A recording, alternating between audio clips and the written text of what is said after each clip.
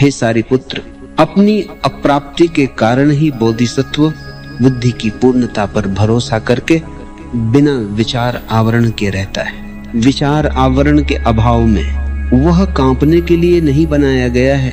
उसने उस पर विजय पा ली है जो परेशान कर सकती है, और अंत में वह निर्वाण को प्राप्त करता है। याद रखें, इसलिए हमेशा एक संकेत है कि बुद्ध सारिपुत्र की शून्यता को देखते जा रहे हैं।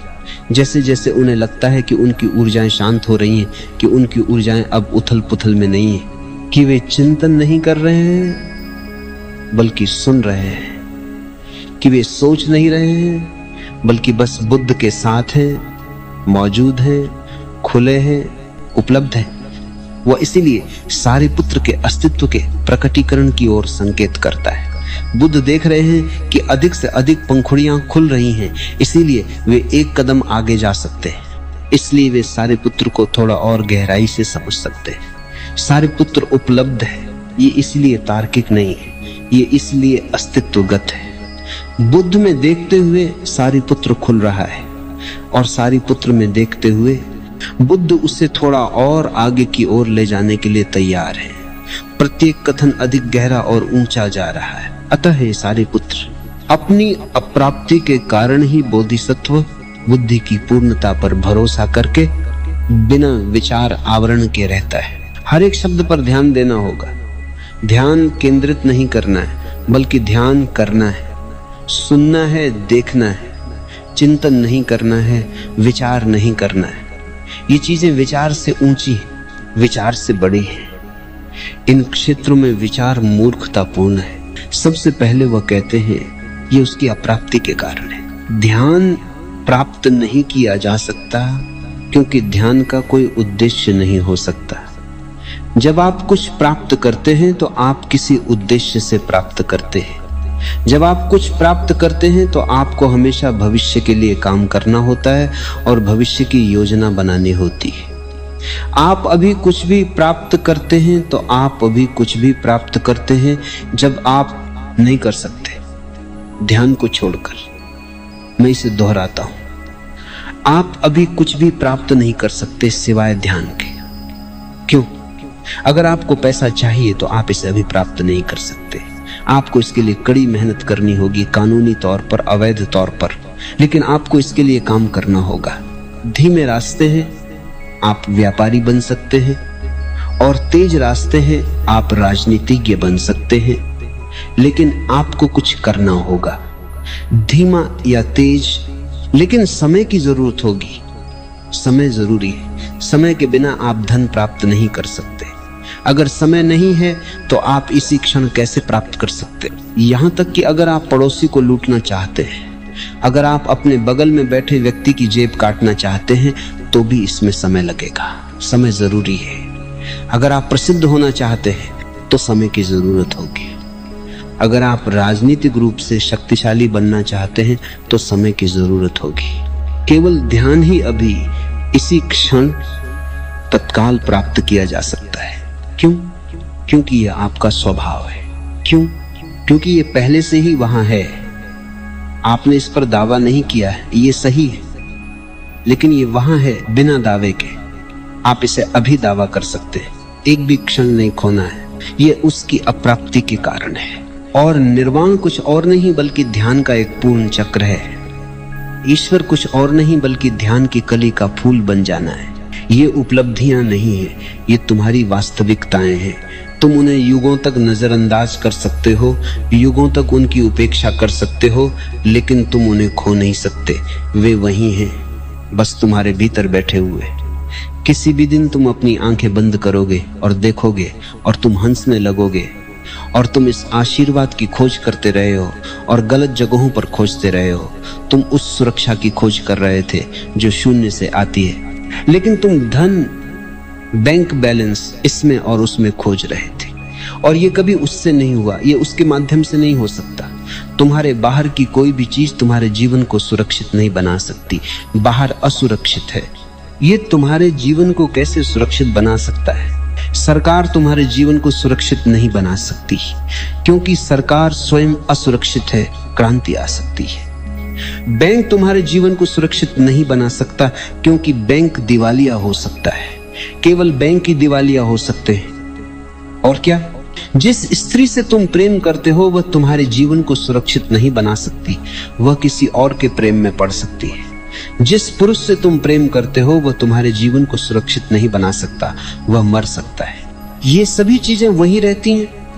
इसलिए जितनी अधिक आपके पास बाहर प्रतिभूतियां होंगी, आप उतने ही अधिक असुरक्षित हो जाएंगे, क्योंकि तब आपको बैंक से डर लगता है, क्योंकि वह दिवालिया हो सकता है। यदि आपके पास कोई खाता नहीं है तो आपको कोई परवाह नहीं है, उसे किसी भी दिन दिवालिया हो जाने दें। लेकिन यदि आपका बैंक खाता वहां है तो आप चिंतित हैं। तब आप एक और असुरक्षा को प्राप्त कर लेते हैं, बैंक दिवालिया हो जाने की यह संभावना। अब आप सो नहीं सकते, क्योंकि आप सोचते रहते हैं कि क्या होने वाला है। यदि तुमने अपना भरोसा बाहर की किसी चीज पर रखा है तो वह अधिक असुरक्षा पैदा करती है। इसीलिए व्यक्ति जितना अमीर होता है उतना ही असुरक्षित होता है। और मैं गरीबी के पक्ष में नहीं हूं, याद रखो।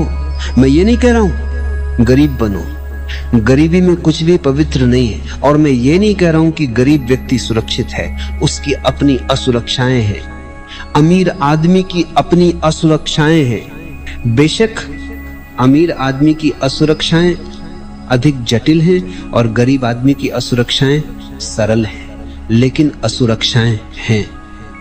और मैं ये नहीं कह रहा हूं कि गरीब होना कोई बहुत खास बात है, या कि गरीब होना कोई बहुत महत्वपूर्ण और सार्थक बात है, या कि तुम ये दावा कर सकते हो कि तुम गरीब हो। गरीब होने का आध्यात्मिकता से कोई लेना देना नहीं है, न ही अमीर होने का आध्यात्मिकता से कोई लेना देना है। ये अप्रासंगिक तथ्य है। गरीब भी उतना ही बाहर देखता है जितना अमीर। हो सकता है कि गरीब के पास सिर्फ एक बैलगाड़ी हो और अमीर के पास कैडिलैक हो, लेकिन इससे कोई फर्क नहीं पड़ता है। बैलगाड़ी उतनी ही बाहर है जितनी कैडिलैक, दोनों बाहर देखते हैं। अमीर के पास कई बैंक खाते हो सकते हैं और गरीब के पास बस एक छोटा सा पर्स हो सकता है, या उसके पास थोड़े पैसे जमा हो सकते हैं, लेकिन इससे कोई फर्क नहीं पड़ता है। दोनों बाहर देखते हैं। सुरक्षा भीतरी रास्ते पर है, क्योंकि वहां आपको पता चलता है कि मरने वाला कोई नहीं है, कोई पीड़ित नहीं है, ऐसा कुछ भी नहीं है जो हो सकता है। वहां शुद्ध आकाश है, बादल आते हैं और चले जाते हैं और आकाश बना रहता है। जीवन आते हैं और चले जाते हैं, रूप आते हैं और चले जाते हैं, लेकिन शून्यता बनी रहती है। ये शून्यता पहले से ही मौजूद है। इसीलिए बुद्ध कहते हैं कि इसे तभी प्राप्त किया जा सकता है जब तुम समझो कि यह अप्राप्य है। इसे तभी प्राप्त किया जा सकता है जब तुम इस बुनियादी तथ्य को समझो कि यह पहले से ही मौजूद है, कि यह पहले से ही मामला है। यह जो शून्यता है उसे किसी भी तरह से विकसित नहीं किया जा सकता, यह पूरी तरह से मौजूद है। इसलिए इसे एक ही क्षण में प्राप्त किया जा सकता है। बुद्ध इसे पूर्ण शून्यता कहते हैं, क्योंकि शून्यता तभी पूरी हो सकती है जब वह हो। अगर ये पूरी नहीं है तो इसका मतलब है कि शून्यता के अलावा कुछ और भी है, और वह कुछ और भी बाधा डालेगा, रुकावट डालेगा, और वह कुछ और भी द्वैत पैदा करेगा, और वह कुछ और भी घर्षण पैदा करेगा, और वह कुछ और भी तनाव पैदा करेगा, और वह कुछ और भी चिंता पैदा करेगा। आप कुछ और के साथ सहज नहीं हो सकते। शून्यता केवल तभी होती है जब वह पूर्ण हो, जब सभी बाधाएं गिर गई हों, जब तुम्हारे भीतर कुछ न हो, जब कोई भी वहां उसका पर्यवेक्षक बनने वाला न हो। बुद्ध कहते हैं यह शून्यता एक अनुभव भी नहीं है, क्योंकि यदि तुम इसका अनुभव करते हो तो इसका अर्थ है कि तुम इसे अनुभव करने के लिए वहां थे। यह तुम हो, इसीलिए तुम इसका अनुभव नहीं कर सकते। तुम केवल उसी चीज का अनुभव कर सकते हो जो तुम नहीं हो। अनुभव का अर्थ है द्वैत, पर्यवेक्षक और दृश्य, ज्ञाता और ज्ञेय, विषय और वस्तु, दृष्टा और दृश्य। लेकिन केवल शून्यता है। इसे देखने वाला कोई नहीं, देखा जाने वाला कोई नहीं, वस्तु के रूप में कुछ भी नहीं, विषय के रूप में कुछ भी नहीं। ये अद्वैत शून्यता पूर्ण है, ये परम पूर्ण है। इसकी परिपूर्णता को परिष्कृत नहीं किया जा सकता, इसकी परिपूर्णता में कुछ जोड़ा नहीं जा सकता, इसमें से कुछ भी निकाला नहीं जा सकता, क्योंकि इसमें कुछ भी नहीं है और इसमें कुछ भी जोड़ा नहीं जा सकता। ये परम पूर्ण है। पूर्ण शून्यता कोई अनुभव नहीं है, क्योंकि इसमें कोई अनुभव करता नहीं। इसलिए बुद्ध कहते हैं आध्यात्मिकता कोई अनुभव नहीं है, ईश्वर का अनुभव नहीं किया जा सकता। जो लोग कहते हैं मैंने ईश्वर का अनुभव किया है, या तो वे समझ नहीं पाते कि वे क्या कह रहे हैं, या वे बहुत ही अपर्याप्त भाषा का उपयोग कर रहे हैं। आप ईश्वर का अनुभव नहीं कर सकते, उस अनुभव में आप नहीं पाए जाते। अनुभव तो है लेकिन अनुभव करता वहां नहीं है, इसलिए आप इसे अनुभव के रूप में दावा नहीं कर सकते। इसलिए जब भी किसी ने बुद्ध से पूछा क्या आपने ईश्वर का अनुभव किया है, तो वे चुप रहे, उन्होंने एक भी शब्द नहीं कहा। उन्होंने तुरंत विषय बदल दिया, वे किसी और चीज के बारे में बात करने लगे। जब भी उनसे पूछा गया तो उन्होंने जीवन भर लगातार चुप्पी साधे रखी। बहुत से लोगों ने सोचा कि उन्होंने ईश्वर का अनुभव नहीं किया है, इसलिए वे चुप रहे। लेकिन वे एकमात्र ऐसे व्यक्ति हैं जिन्होंने कुछ भी नहीं कहा, नकारात्मक या सकारात्मक। और ऐसा इसलिए नहीं है क्योंकि उन्होंने अनुभव नहीं किया है।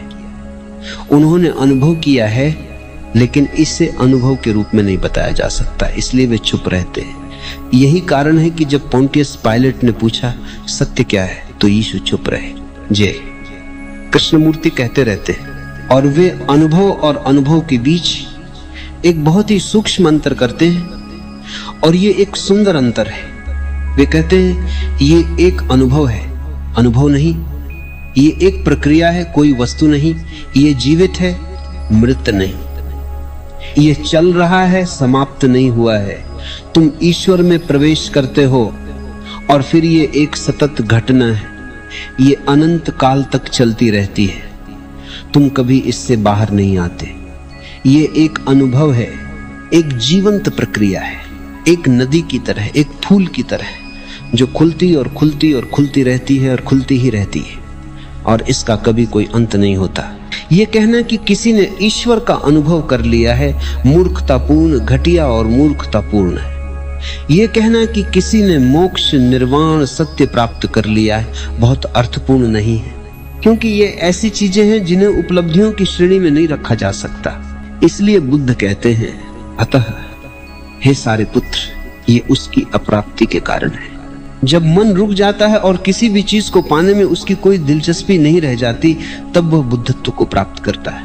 जब मन पूरी तरह रुक जाता है और कहीं नहीं जाता, तो वह भीतर की ओर जाने लगता है, वह अपने ही अस्तित्व में उस अथाह खाई में गिरने लगता है। पूर्ण शून्यता अप्राप्ति से प्राप्त होती है। इसलिए उपलब्धि प्राप्त करने वाले मत बनो।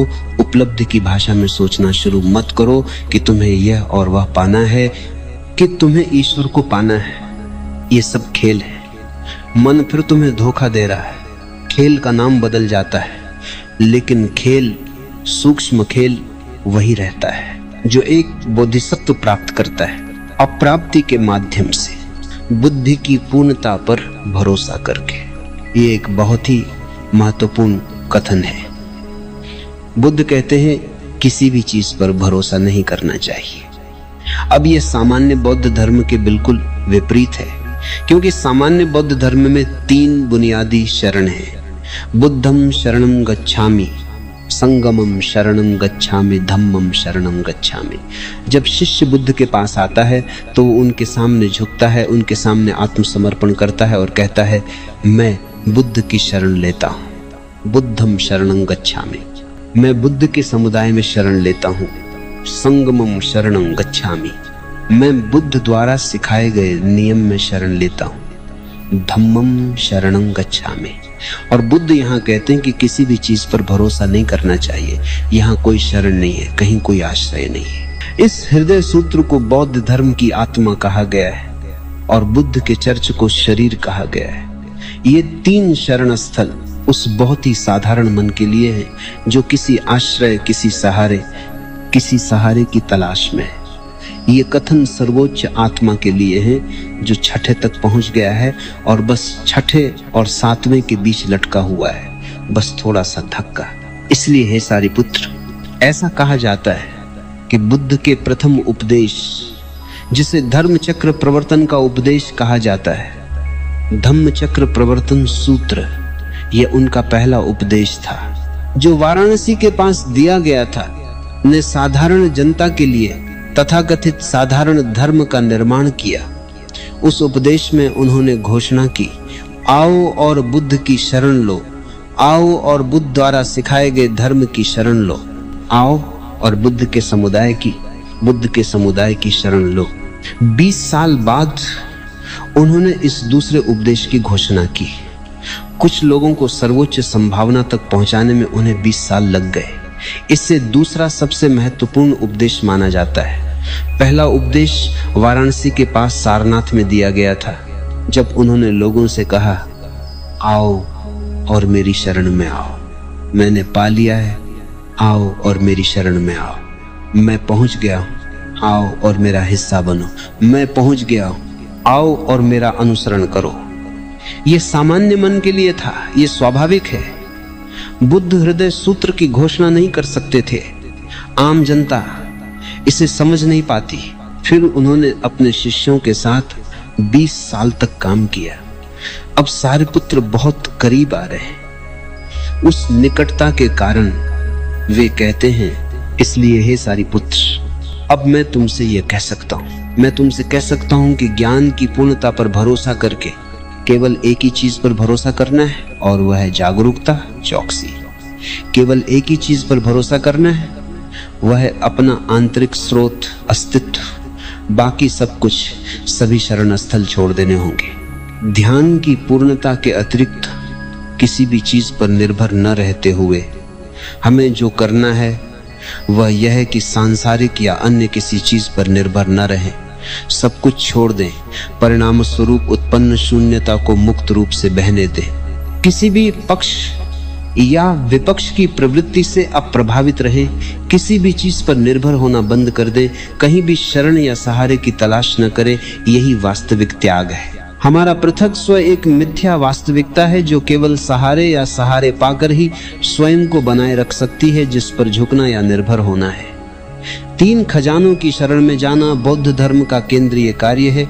बुद्ध की शरण, संघ की शरण, धम्म की शरण। यहाँ बुद्ध इसका खंडन करते हैं, यह विरोधाभासी नहीं है। वे केवल वही कहते हैं जिसे तुम समझ सकते हो। मेरे कथनों में तुम्हें हजारों विरोधाभास मिलेंगे, क्योंकि वे विभिन्न लोगों के संदर्भ में किए गए।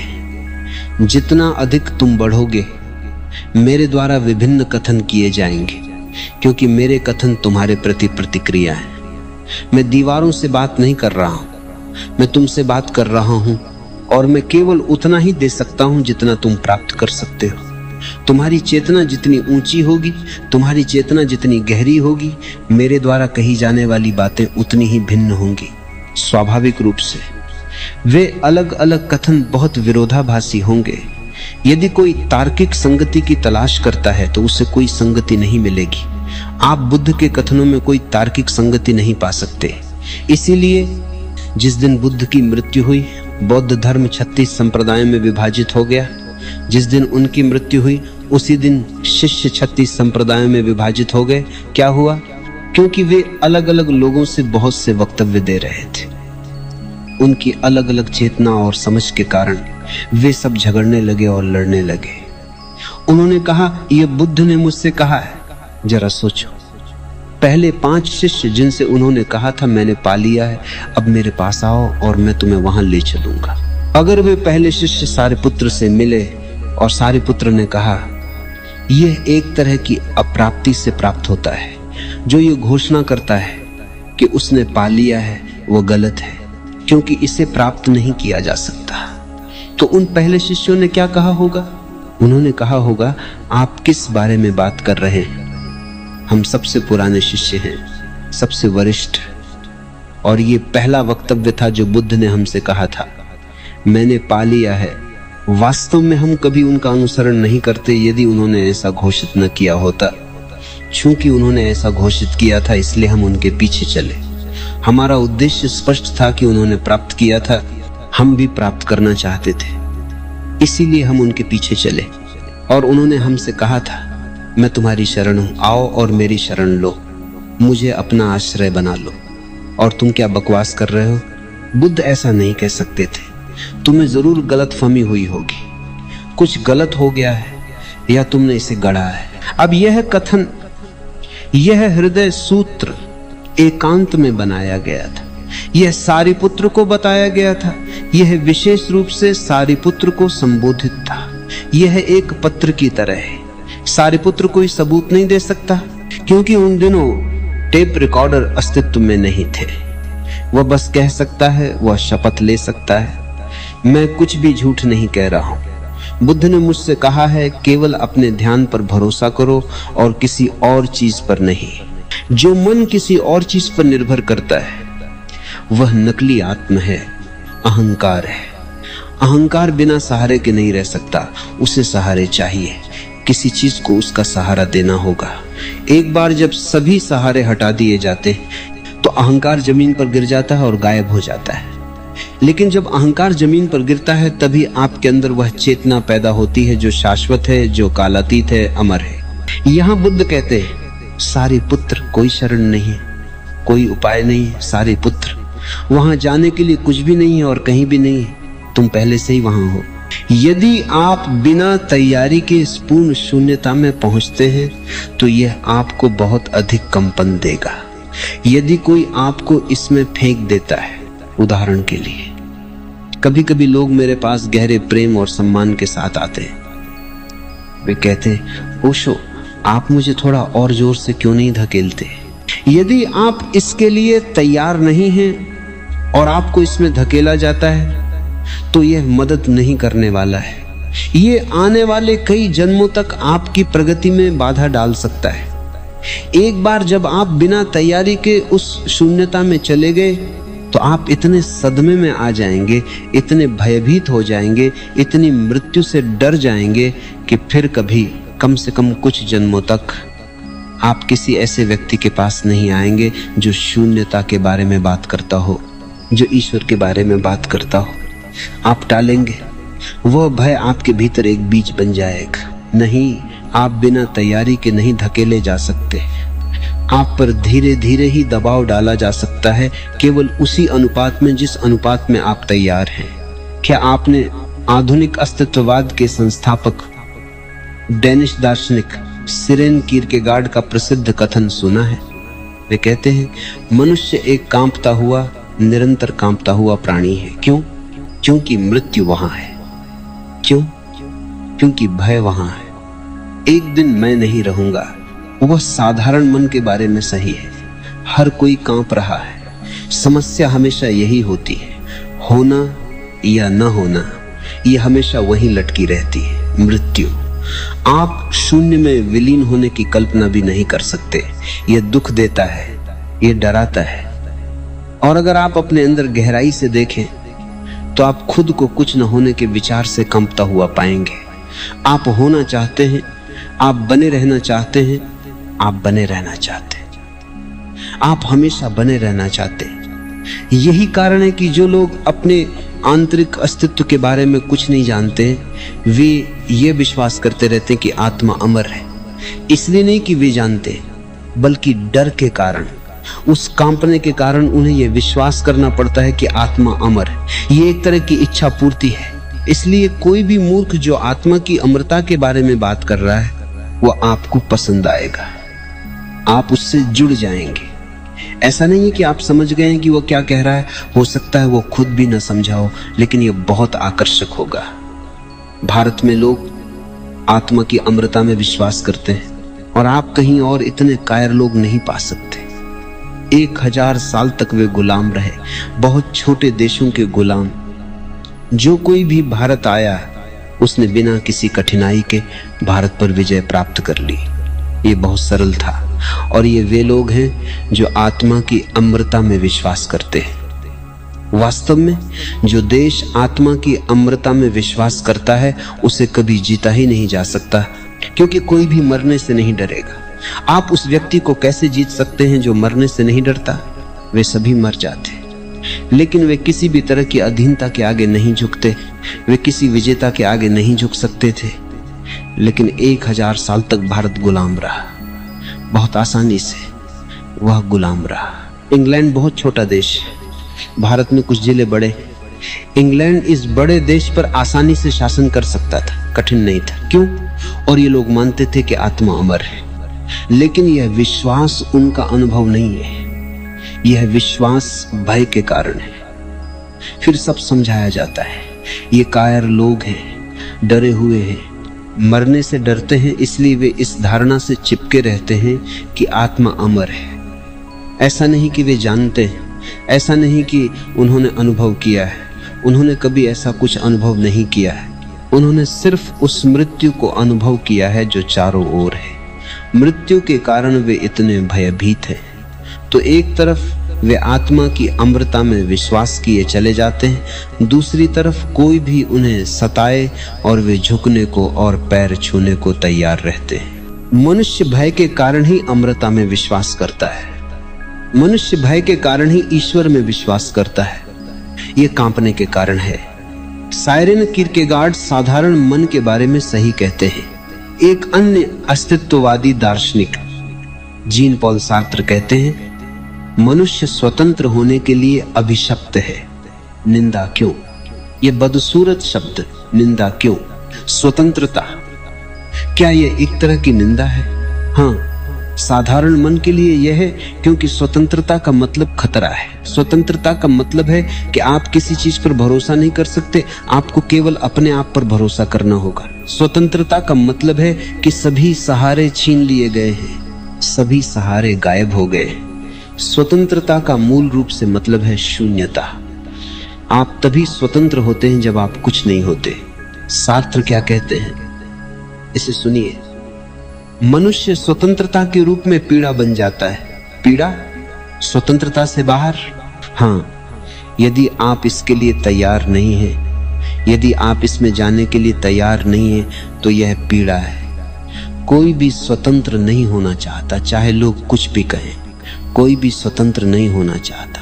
लोग गुलाम बनना चाहते हैं, क्योंकि गुलामी में जिम्मेदारी किसी और पर डाली जा सकती है। आप कभी जिम्मेदार नहीं होते, आप बस एक गुलाम होते हैं। आप क्या कर सकते हैं? आपने केवल वही किया जो आदेश दिया गया था। लेकिन जब आप स्वतंत्र होते हैं तो आप डरते हैं, जिम्मेदारी पैदा होती है। हर काम के लिए आप जिम्मेदार महसूस करते हैं। अगर आप ये करते हैं तो ये हो सकता है, या अगर आप दूसरी चीज करते हैं तो कुछ और हो सकता है। तब चुनाव आपका होता है और चुनाव से कंपन पैदा होता है। और जीन पॉल सार्त्र सामान्य मन के बारे में सही कहते हैं, स्वतंत्रता पीड़ा पैदा करती है। वह कहते हैं, मनुष्य स्वतंत्र होने के लिए अभिशप्त है, क्योंकि स्वतंत्रता भय पैदा करती है। यह भयानक स्वतंत्रता है। जब मैं स्वतंत्र होता हूं तो मुझे खुद के खिलाफ कोई गारंटी नहीं दे सकता। मुझे कोई ऐसा मूल्य नहीं दिया जाता है जिसमें मैं शरण ले सकूं। मुझे उन मूल्यों को खुद ही बनाना पड़ता है। मैं अपने और अपने ब्रह्मांड का अर्थ अकेले, बिना किसी बहाने के तय करता हूं। मैं स्वतंत्रता का एक अनावरण हूं, आप दूसरा हैं।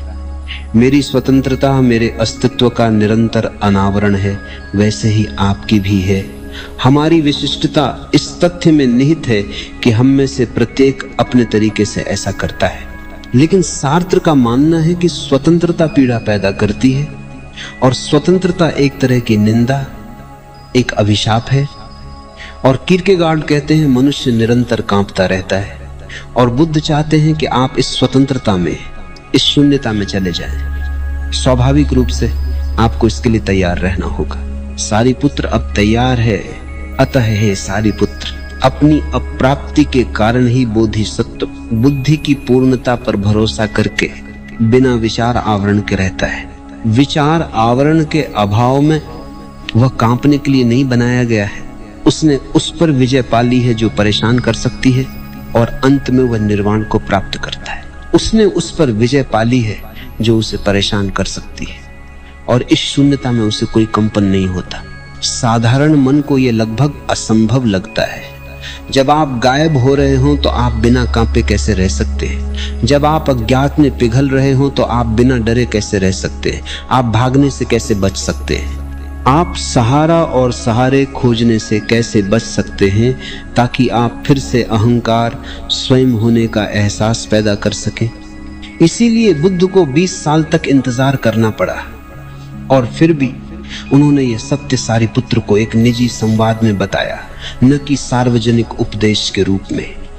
और अगर लोगों को सारिपुत्र पर विश्वास नहीं हुआ तो वे भी सही हैं, क्योंकि बुद्ध उनसे कुछ और कह रहे थे। मेरे बारे में ये याद रखो, मेरे वक्तव्य विरोधाभासी हैं, क्योंकि वे अलग अलग लोगों के लिए कहे गए हैं, वे अलग अलग चेतनाओं के लिए कहे गए हैं। और जितना अधिक तुम बढ़ोगे उतना ही मैं विरोधाभासी होता जाऊंगा, उतना ही अधिक मुझे जो मैंने पहले कहा है उसका खंडन करना होगा, क्योंकि ये अब तुम्हारे लिए प्रासंगिक नहीं होगा। तुम्हारी बढ़ती चेतना के साथ मुझे एक अलग तरीके से प्रतिक्रिया देनी होगी। तुम्हारी चेतना में प्रत्येक मोड़ मेरे वक्तव्यों में एक मोड़ होगा। और जब मैं चला जाऊंगा तो 36 स्कूल मत बनाओ, क्योंकि 36 से काम नहीं चलेगा। शून्यता स्वतंत्रता लाती है। स्वयं से मुक्ति ही परम स्वतंत्रता है, उससे बढ़कर कोई स्वतंत्रता नहीं है। शून्यता ही स्वतंत्रता है। और यह पीड़ा नहीं है जैसा कि जॉन पॉल सार्त्र कहते हैं, और यह कांपना नहीं है जैसा कि कीरकेगार्ड कहते हैं। ये आशीर्वाद है, ये परम आनंद है।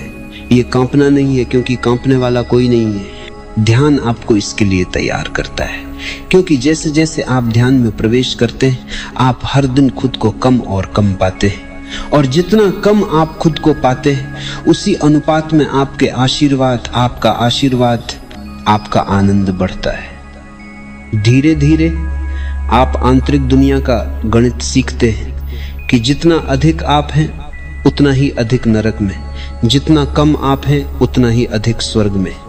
जिस दिन आप नहीं हैं वह निर्वाण है, परम घर आ गया है। आप पूरा चक्र पूरा कर चुके हैं, आप फिर से बच्चे बन गए। अब कोई आत्मा नहीं है। याद रखें, आजादी का मतलब स्वयं की आजादी नहीं है। आजादी का मतलब है स्वयं से आजादी। सार्त्र के लिए इसका मतलब है स्वयं की आजादी। इसलिए यह निंदा जैसा लगता है, स्वयं बना रहता है। यह आजाद हो जाता है लेकिन बना रहता है, और इसीलिए डर होता है। अगर आजादी ऐसी है कि उसमें आत्मा गायब हो गई है और सिर्फ आजादी है और कोई भी आजाद नहीं है, तो कौन कांप सकता है, और कौन पीड़ा महसूस कर सकता है, और कौन निंदा महसूस कर सकता है? और तब चुनाव का कोई सवाल ही नहीं है। वह आजादी अपने आप काम करती है। कोई भी व्यक्ति चुनावहीनता से काम करता है और कोई जिम्मेदारी नहीं बचती, क्योंकि कोई भी ऐसा नहीं है जो कोई जिम्मेदारी महसूस कर सके। शून्यता काम करती है, वे अक्रियाशीलता काम करती है। यह आंतरिक शून्यता और बाहरी शून्यता के बीच एक प्रतिक्रिया है, और इसमें कोई बाधा नहीं है। अपनी अप्राप्ति के कारण ही बोधिसत्व बुद्ध की पूर्णता पर भरोसा करके अकेला बिना विचार आवरण के रहता है। अब कोई विचार आवरण नहीं है, और विचार आवरण ही वह अवरोध है जो आपको बाहरी शून्यता से अलग करता है। यही बात मैं कल रात नीलांबर से कह रहा था, वह भूतपूर्व मार्क जिसके बारे में मैंने कल बात की थी। कल शाम उन्होंने संन्यास ले लिया, वे नीलांबर हो गए। नीलांबर का अर्थ है नीला आकाश। बाहरी आकाश को भीतरी आकाश से कौन अलग कर रहा है? तुम्हारे विचार आवरण, वे वस्त्र हैं जो तुम्हारी नग्नता को आकाश से स्पर्श नहीं करने देते, तुम्हारे नग्न अस्तित्व को आकाश से सेतु नहीं बनने देते। ये विचार कि तुम हिंदू हो, ये विचार कि तुम ईसाई हो, यह विचार कि तुम कम्युनिस्ट हो या फासिस्ट हो बांटता है। यह विचार कि तुम सुंदर हो या कुरूप हो बांटता है। यह विचार कि तुम बुद्धिमान हो या मूर्ख बांटता है। किसी भी तरह का विचार और बंटवारा, और तुम्हारे पास लाखों विचार हैं। तुम्हें अपने को छीलना पड़ेगा जैसे प्याज छीलते हो, आवरण पर आवरण। एक आवरण छीलो दूसरी परत आ जाती है, उसे छीलो दूसरी परत आ जाती है। और स्वभावतः जब तुम प्याज छीलते हो तो आंखों में आंसू आ जाते हैं। ये पीड़ादायक होता है। जब तुम अपने अस्तित्व को उघाड़ना शुरू करते हो, ये ज्यादा पीड़ादायक होता है। ये कपड़े उतारने जैसा नहीं है, ये चमड़ी उतारने जैसा है। लेकिन अगर आप छीलते ही चले जाएं, तो एक दिन ऐसा आएगा जब पूरा प्याज गायब हो जाएगा और आपके हाथ में सिर्फ शून्यता रह जाएगी। वह शून्यता ही परमानंद है। बुद्ध कहते हैं एक बोधिसत्व विचार आवरण के बिना रहता है। वह यहाँ है लेकिन वह कोई नहीं। वह यहाँ है लेकिन उसके पास कोई विचार नहीं। वह यहाँ है लेकिन उसके पास कोई विचार नहीं है। ऐसा नहीं है कि वह विचारों का उपयोग नहीं कर सकता। मैं लगातार विचारों का उपयोग करता रहता हूँ। मैं अभी तुमसे बात कर रहा हूँ, मुझे मन और विचारों का उपयोग करना है, लेकिन वे मुझे ढकते नहीं हैं, वे बगल में हैं। जब भी मुझे आवश्यकता होती है मैं उनका उपयोग करता हूँ। जब भी मैं उनका उपयोग नहीं कर रहा होता हूँ वे वहां नहीं होते हैं। मेरा आंतरिक आकाश और बाहरी आकाश एक है। और जब मैं उनका उपयोग कर रहा होता हूँ तब भी मुझे पता होता है कि वे मुझे विभाजित नहीं कर सकते। वे साधन हैं, तुम उनका उपयोग कर सकते हो, लेकिन तुम किसी भी तरह से उनके द्वारा ढके नहीं हो। बिना विचार आवरण के रहता है। बुद्ध कहते हैं कि विचार आवरण 3 तरह के होते हैं। पहला है कर्म आवरण, अधूरे कर्म। अधूरे कर्म आपके अस्तित्व को ढक लेते हैं। हर कर्म पूरा होना चाहता है। हर चीज में खुद को पूरा करने की एक अंतर्निहित इच्छा होती है। जब भी आप किसी कर्म को अधूरा रहने देते हैं तो वो आपको ढक लेता है। कर्म आवरण, कर्म जो आपको ढक लेता है। दूसरा है क्लेश आवरण। लालच, घृणा, ईर्ष्या और इस तरह की चीजें, उन्हें क्लेश अशुद्धियां कहा जाता है। वे आपको ढक लेते हैं। क्या आपने इस पर गौर किया है? एक क्रोधित व्यक्ति लगभग हमेशा क्रोधित रहता है, कभी कम कभी ज्यादा, लेकिन फिर भी क्रोधित रहता है। वह किसी भी चीज पर कूदने के लिए तैयार रहता है। वह किसी भी बहाने से क्रोध में जाने के लिए तैयार रहता है। वह अंदर से उबल रहा होता है। और ईर्ष्यालु व्यक्ति भी ऐसा ही होता है। ईर्ष्यालु व्यक्ति कुछ ऐसा खोजने की कोशिश करता रहता है जिसके लिए वो ईर्ष्या कर सके। ईर्ष्यालु पत्नी पति की जेबों में देखती रहती है कि क्या उससे कुछ मिल सकता है। उसके पत्रों में, उसकी फाइलों में देखती रहती है कि क्या उससे कुछ मिल सकता है। मुल्ला नसरुद्दीन जब भी घर आता है किसी न किसी बात पर झगड़ा होता है। उसकी पत्नी इतनी खोजी है कि उसे हमेशा कुछ न कुछ मिल ही जाता है। उसकी डायरी में कोई फोन नंबर है और उसे शक हो जाता है। उसके कोट पर एक बाल है और वह बड़ी छानबीन में लग जाती है। ये बाल कहाँ से आया है? एक दिन उसे कुछ भी नहीं मिला, एक बाल भी नहीं। उस दिन मुल्ला ने सब कुछ किया था, फिर भी वो रोने लगी और रोने लगी। मुल्ला ने कहा, अब क्या बात है, मेरे कोट पर एक भी बाल नहीं ढूंढ पाए तुम? उसने कहा, इसीलिए तो मैं रो रही हूं। तो अब तुम गंजी औरतों के साथ जाने लगे हो। वास्तव में एक गंजी महिला को ढूंढना बहुत मुश्किल है, लेकिन यह ईर्ष्यालु व्यक्ति का मन है, यह आवरण है। बुद्ध उन्हें क्लेश अशुद्धियां कहते हैं। अहंकारी हमेशा किसी न किसी चीज की तलाश में रहता है जिस पर वह गर्व कर सके या जिससे उसे दुख हो। अधिकार जताने वाला व्यक्ति हमेशा कुछ न कुछ पाने की तलाश में रहता है ताकि वह अपना अधिकार जता सके, या कुछ नकारात्मक पाने की कोशिश में रहता है ताकि वह उसके लिए लड़ सके। लोग आगे बढ़ते रहते हैं। और मैं दूसरों के बारे में बात नहीं कर रहा हूं, मैं आपके बारे में बात कर रहा हूं। बस अपने मन पर नजर रखें, आप किस चीज की तलाश में रहते हैं। अपने मन पर 24 घंटे नजर रखें और आपको ये सभी आवरण अवरनस मिल जाएंगे। या तो अधूरे कर्म है, या अशुद्धियां हैं, या तीसरे को घृणा अवगुण कहा जाता है, विश्वास, राय, विचारधाराएं, ज्ञान आवरण। वे आपको जानने की अनुमति नहीं देते हैं, वे आपको देखने के लिए पर्याप्त स्थान नहीं देते। इन 3 आवरणों को छोड़ना होगा। जब ये तीनों आवरण छूट जाते हैं तब व्यक्ति शून्य में निवास करता है। उस निवास शब्द को भी समझना है। बुद्ध कहते हैं वह शून्य में रहता है। यह उसका घर है, शून्य ही उसका घर है। वह इसमें रहता है, यह एक निवास है। वह इसे प्यार करता है, वह इसके साथ पूरी तरह से तालमेल में है। यह अजनबी नहीं है। वह वहां एक बाहरी व्यक्ति की तरह महसूस नहीं करता है और उसे ऐसा नहीं लगता कि वह किसी होटल में रह रहा है और कल उसे इसे छोड़ना पड़ेगा। ये उसका निवास है। जब विचार आवरण हटा दिए जाते हैं तो शून्य ही आपका घर होता है। आप इसके साथ पूर्ण सामंजस्य में होते हैं। किरकेगार्ड और सार्त्र कभी भी वहां नहीं गए। उन्होंने केवल इसके बारे में अटकलें लगाई हैं। वे केवल इसके बारे में सोचते हैं कि यह कैसा होगा। इसीलिए किरकेगार्ड कांपते हुए महसूस करते हैं। वो बस सोचते हैं जैसा आप सोचते हैं। जरा सोचो कि जब तुम मरोगे और तुम्हें चिता पर लिटा दिया जाएगा और तुम हमेशा के लिए समाप्त हो जाओगे, तब कैसा होगा। और तब तुम इन सुंदर वृक्षों, इन सुंदर लोगों को नहीं देख पाओगे और तुम फिर न हंस सकोगे और तुम फिर न प्रेम कर सकोगे और तुम सितारों को नहीं देख सकोगे और संसार चलता रहेगा और तुम बिल्कुल भी नहीं रहोगे। क्या तुम्हें सिहरन महसूस नहीं होती? क्या तुम्हें कंपन महसूस नहीं होता? सब चलता रहेगा। पक्षी गाएंगे और सूरज उगेगा और सागर दहाड़ेगा और कोई चील ऊंची ऊंची उड़ान भरती रहेगी और फूल होंगे और उनकी सुगंध होगी और गीली धरती की सुगंध होगी। ये सब वहां होगा और अचानक एक दिन तुम नहीं रहोगे और तुम्हारा शरीर मर जाएगा। ये सुंदर शरीर जिसके साथ तुम रह रहे हो और जिसका तुम इतना ध्यान रखते रहे हो, ये बीमार था और तुम परेशान थे। और एक दिन ये इतना बेकार हो जाएगा कि जिन लोगों ने इसे प्रेम किया था वही लोग इसे चिता पर ले जाएंगे और आग लगा देंगे। बस इसकी कल्पना करो, अटकलें लगाओ और कांप उठेगा। किरकेगार्ड ने इस बारे में जरूर अटकलें लगाई होंगी। वह जरूर बहुत डरपोक व्यक्ति रहा होगा। उसके बारे में एक कहानी कही जाती है कि वह एक अमीर आदमी का बेटा था। पिता मर गया।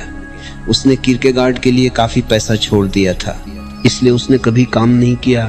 वह लगातार चिंतन करता रहा। वह आसानी से खर्च उठा सकता था, करने को कुछ नहीं था। उसके पास बैंक में काफी पैसा था। हर महीने की पहली तारीख को वह बैंक जाता। यही उसका पूरा काम था, कुछ पैसे निकाल ले। और फिर वह जीता और ध्यान करता। ध्यान के उसके अर्थ में इसका मतलब है चिंतन, चिंतन, सोच। अंग्रेजी शब्द मेडिटेशन का यही मतलब है। यह ध्यान का सही अनुवाद नहीं। जब लोग मेरे पास आते हैं और मैं उन्हें ध्यान करने के लिए कहता हूं तो वे कहते हैं किस पे? अंग्रेजी शब्द का अर्थ है किसी चीज, किसी वस्तु पर ध्यान करना। भारतीय शब्द ध्यान का अर्थ है उसमें रहना, किसी चीज पर ध्यान न लगाना। यह एक अवस्था है, कोई गतिविधि नहीं। इसलिए वह चिंतन करता, विचार करता, चिंतन करता और दर्शन करता है। कहा जाता है कि वह एक सुंदर स्त्री के प्रेम में पड़ गया, लेकिन विवाह करूं या न करूं यह तय नहीं कर पाया। प्रेम की घटना ही उसके भीतर कंपन पैदा कर गई। 3 साल तक वह इस पर विचार करता रहा और अंततः उसने विवाह न करने का निर्णय लिया और वह प्रेम में था। सारी जिंदगी वह उस स्त्री को भूल न सका। सारी जिंदगी वह उस स्त्री के लिए दुखी रहा। स्त्री प्रेम में थी, वह प्रेम में था, फिर भी उसने विवाह न करने का निर्णय लिया। क्यों? क्योंकि प्रेम के विचार ने ही उसके भीतर कंपन पैदा कर दिया। प्रेम एक तरह की मृत्यु है। यदि तुम किसी व्यक्ति से सचमुच प्रेम करते हो तो तुम उसमें मर जाते हो, तुम उसमें मिट जाते हो। जब आप प्यार करते हैं, मुझे इस शब्द करना का उपयोग करना पड़ता है, ये सही नहीं है, लेकिन कोई भी भाषा वास्तव में सही नहीं है। इसलिए याद रखें, मुझे शब्दों का उपयोग उनकी सभी सीमाओं के साथ करना होगा। प्यार नहीं किया जा सकता। प्यार करना एक गलत अभिव्यक्ति है, ये होता है।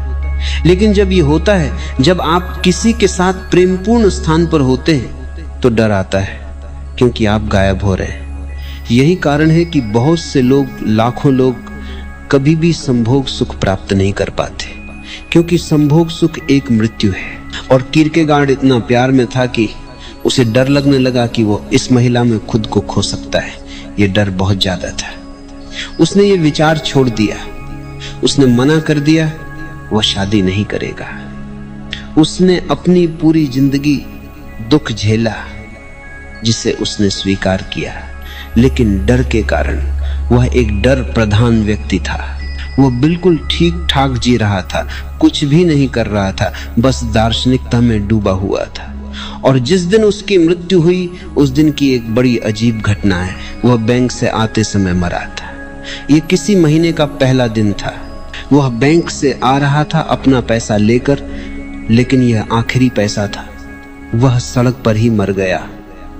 ऐसा माना जाता है कि वह भय के कारण मरा, क्योंकि अब बैंक में और पैसा नहीं बचा था।